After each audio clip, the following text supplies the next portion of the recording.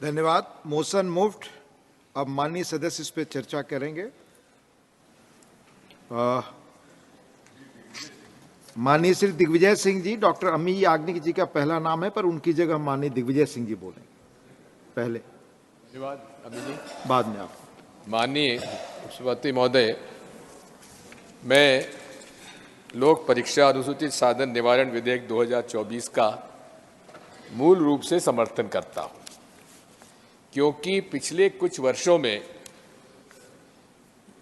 जो निष्पक्ष परीक्षाएं होनी चाहिए थी वो एक बहुत बड़ा व्यवसाय बन गया है। पेपर लीक, ऑनलाइन एग्जामिनेशन के अंतर्गत छेड़छाड़ और यहां तक कि जो ऑनलाइन एग्जामिनेशन होता है, रिजल्ट आने के बाद कौन सा पेपर आसान था उसमें नंबर बढ़ा दिए जाते हैं और जो कठिन था उसमें नंबर कम कर दिए जाते हैं। उसको कहते हैं नॉर्मलाइजेशन। इतना बड़ा भ्रष्टाचार का ये माध्यम बन गया है, जिसका मैं उल्लेख करना चाहता हूं। माननीय, शिक्षा जो है कॉन्करेंट सब्जेक्ट है, लेकिन ये राज्यों में जो परीक्षाएं हुई हैं, जो रिक्रूटमेंट हुआ है, उसका सबसे बड़ा घोटाला मध्य प्रदेश में व्यापम में हुआ। और साथ में आज तक एक अजीब सी बात हुई कि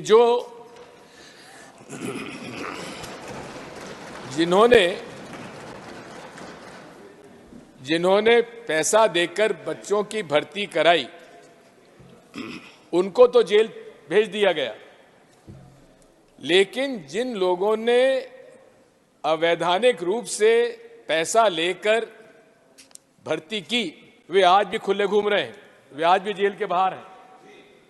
मूल रूप से इसमें भ्रष्टाचार के खिलाफ कार्रवाई होना चाहिए। हम इसके मोदी जी कहते थे, ना खाऊंगा ना खाने दूंगा, लेकिन खाने वालों को तो उन्होंने बड़े बड़े पद पे पहुंचा दिया। लेकिन मैं आपसे अनुरोध करना चाहता हूं, मैं ज्यादा समय नहीं लूंगा। सबसे पहली बात तो यह है, कॉन्करेंट सब्जेक्ट है और कॉन्करेंट सब्जेक्ट के अंतर्गत ये केंद्र सरकार को यह अधिकार है कि ये राज्यों के भी एग्जामिनेशन जो होते हैं उनको इसमें लिया जाए, जो कि इसमें शेड्यूल में दिया गया है। Such other authority has be notified by the central government. मैं माननीय मंत्री से अनुरोध करूंगा कि चूंकि ये कॉन्करेंट सब्जेक्ट है, इसलिए राज्यों में भी यदि कोई इस प्रकार की मांग आती है तो उसमें इसको शामिल किया जाए।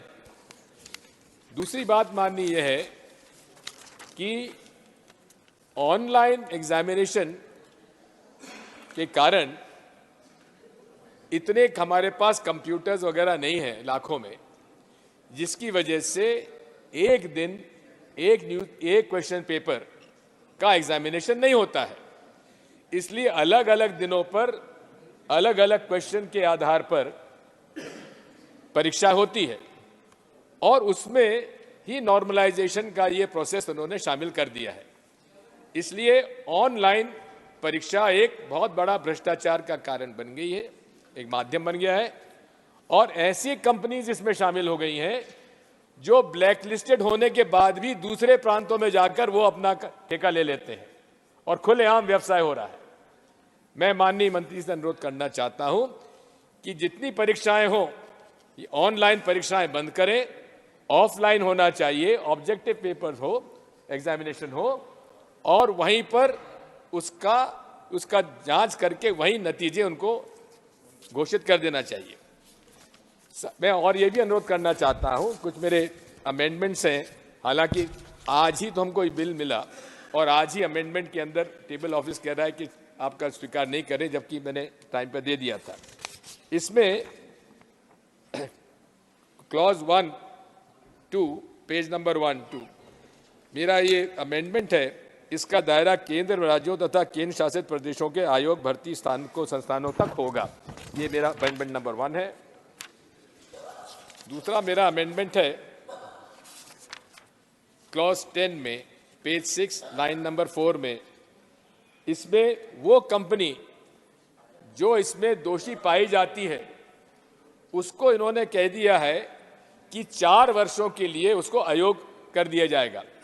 जो कंपनी जो आरोपी हो चुकी है उसको 4 वर्षों के लिए उसको परमानेंटली उसको आजीवन प्रतिबंध कर देना चाहिए उसको। तीसरा मेरा अमेंडमेंट है कि परीक्षा प्राधिकरण का उन्होंने नाम रखा है प्राधिकरण, लेकिन उसमें आयोग भी होते हैं, बोर्ड भी होते हैं।